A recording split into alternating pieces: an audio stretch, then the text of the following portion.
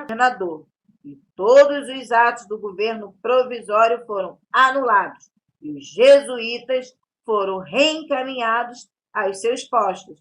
Manuel Beckmann e Jorge Sampaio foram condenados à morte e acabaram enforcados e decapitados em 1685.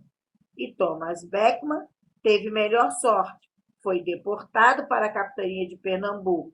Conseguiu, 20 anos mais tarde, uma carta régia para voltar e estabelecer a lavoura do Maranhão. Vamos assistir. Aliás, antes da gente assistir esse vídeo, deixa eu falar mais um pouquinho sobre as fazendas de gado. Nos engenhos, eles utilizavam o trabalho de um grande número de homens e mulheres. Porém, além dessa massa de trabalhadores, era necessário a força de trabalho animal, como as do bovino. Esses animais eram utilizados para mover as moendas, para arar a terra e a conduzir os carros que transportavam as mercadorias, além da produção de velas e de couro cru, matéria-prima para a confecção de grandes variedades de objetos.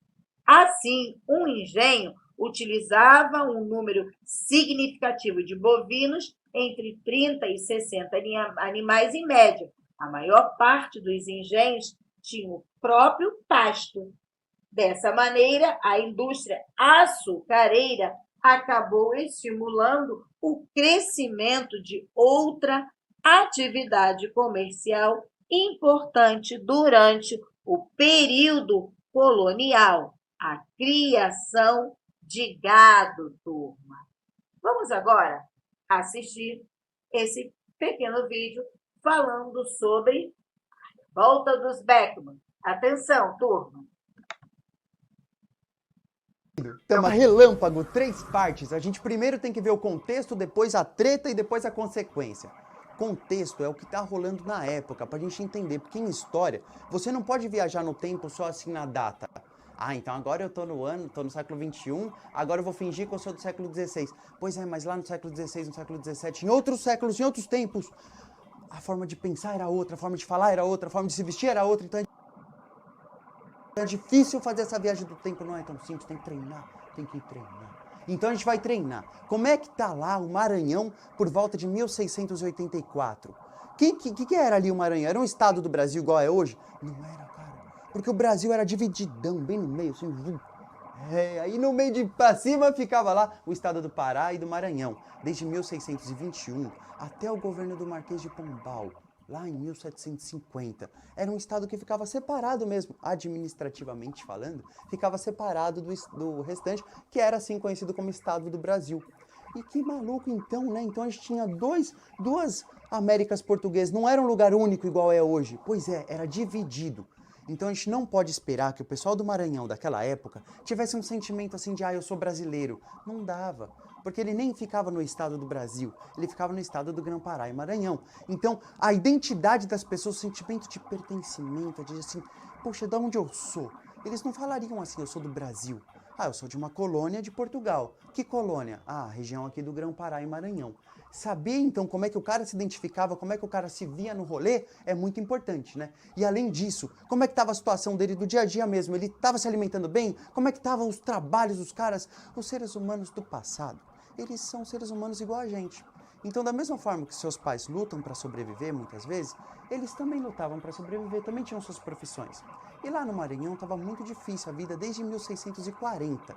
Essa revolta é de 1684, portanto, fazia mais de 40 anos que a vida ficava mais difícil, ano a ano. Quem assiste aí o Game of Thrones fala, o inverno vai ficar difícil. Ali no Maranhão, cara, podia ter inverno e verão, a vida era treta cabulosa o dia inteiro. A aula é de revolta, mas é a revolta do reggae. A galera tá revoltada, tá mal, mas é no reggae.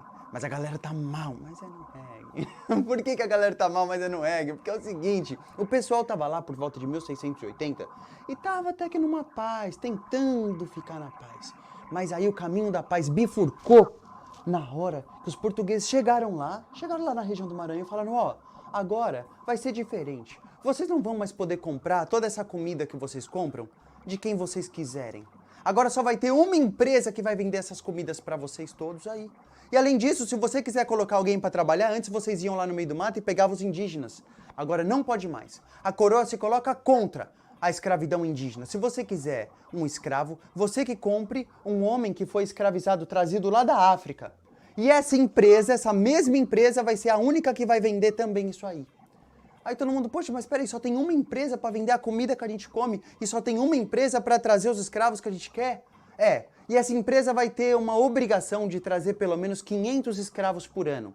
E a empresa não trazia esses 500 escravos por ano e assim ficava mais caro cada escravo que eles traziam. Era uma maneira de eles lucrarem muito. Qual é o nome dessa empresa que chegou lá dominando o Maranhão por volta de 1682? É conhecida como Companhia de Comércio do Maranhão. Nome de shopping, porque era mais ou menos um shopping mesmo. Para você comer sua comidinha ali do dia a dia, tinha aqui nessa empresa. Para você pegar o seu escravo ali do dia a dia, e naquela época fazia parte do cotidiano, chocante ou não é o que rolava, os caras iam lá e só tinha essa empresa para comprar escravo também. A vida do maranhense ficou tão cara, mas tão cara, mas tão cara, que uma galera não conseguiu nem mais se alimentar direito. E aí é que a coisa fica um pouco mais apertada, né? Quando você não se alimenta direito, é uma chance bem legal de você se revoltar. E quando aquele cara, patrão, tem muito dinheiro e de repente não tá mais ganhando tanto dinheiro, ele também se revolta. Eu sei que ele vai continuar comendo, ele não está começando a passar fome, o patrão. Mas para ele não ganhar mais tanto dinheiro quanto nos anos anteriores, já é ofensivo o suficiente para parar com o reggae. E começar a treta de vez. Começa a treta! Só que começa a treta com um pouquinho de tranquilidade. Porque é o seguinte, os caras esperaram o governador sair. Falaram, agora o governador saiu. Agora é a hora da gente ir lá e invadir o depósito da empresa. Que empresa? Tal empresa lá, a Companhia de Comércio do Maranhão, que era a única que vendia as paradas pra todo mundo. E aí eles invadiram esse depósito, uns 60 caras. Eles foram incentivados pelos irmãos Beckman, Tomás e Manuel, que eram caras que tinham uma ascendência europeia, uns caras branquelão lá no meio do Maranhão, mas eles estavam lá incentivando a galera, vai lá, invade, pega mesmo, pega mesmo. E aí todo mundo pegando as coisas lá no depósito, todo mundo feliz, todo mundo alegre. Eles aproveitaram, foram lá no corpo da guarda e tomaram o corpo da guarda. Aí você fala, nossa, os caras é malucão, tomaram o corpo da guarda. Que nada, cara, só tinha um oficial e 5 guardas. Porque é Maranhão, né, mano? Terra do reggae, tava todo mundo tranquilo, só precisava de 6, aí, ó. Só que tomaram. Além disso, eles foram lá, prenderam os jesuítas também, deram uns tapas nos caras, né, que não ia com a ideia deles, e aí ficou nessa. Até aí tudo bem, eles estavam felizão. Então, já na virada do ano 1684 pro ano 1685, os irmãos Beckman estavam bem. Falaram, nossa, da hora, vamos se organizar, vamos fazer nossa regra nossa vez. Quais regras vocês querem? Fevereiro de 1685, a galerinha, a mesma que tinha invadido lá o depósito, a mesma que estava sendo incentivada pelos irmãos Beckman, se organizaram numa junta revolucionária. 2 caras daqui, 2 caras de lá, 2 outros dali, e aí fizeram mesmo ali uma junta, um grupo, para estabelecer uma nova regra. E isso já é um avanço muito doido, isso já é muita ousadia para a época, né? Era uma colônia. E aí os caras falaram, nosso objetivo principal é um só, e não é pedir muito. A gente quer o fim daquela empresa, Companhia de Comércio do Maranhão, que deixa a nossa vida toda garroteada, toda danada, estrunchada. A gente quer o fim dessa empresa. Pode ser? E aí Portugal falou, não, claro, vamos negociar. Um dos 2 irmãos aí, quem que é? O Tomás, Manuel. Tomás, vem cá, lesadinho, vem cá. Aí chamaram o Tomás. O Tomás foi para Portugal, tava se sentindo, né? Porque você tá ligado como é que é pobre, né, mano? Recebe oferta de viagem de graça, com translado, café da manhã, pira. Aí ele ficou todo, tô em Portugal e tal, usando o sabonetinho do hotel, tudo feliz. Só que na volta pro Brasil, prenderam ele, mano. Aí quando prenderam ele falou, nossa, ficou pequeno pra mim, mano, prenderam eu, dei azar. Deu azar nada, foi sorte que ele deu. Porque o irmão dele, o Manuel, foi morto. Ele mais outros líderes, José Sampaio, entre outros. Os que não foram mortos foram degradados ali da colônia. Então a situação ficou feia para os revoltosos. Mano. A coroa portuguesa não ia deixar passar. Não, ninguém, não é de vocês que vai sair a regra, é de mim. É daqui, ó, isso que é um pacto colonial, é de cima para baixo, a relação de poder é de cima para baixo, João. E aí eles demonstraram mesmo como é que funcionava. Prende um, mata outro e acaba a revolta de Beckman no final de 1685 mesmo. A companhia lá, que todo mundo queria o fim, continuou lá.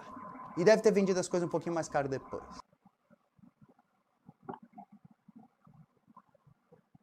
Bom, turma, agora chegou a vez das atividades a serem realizadas.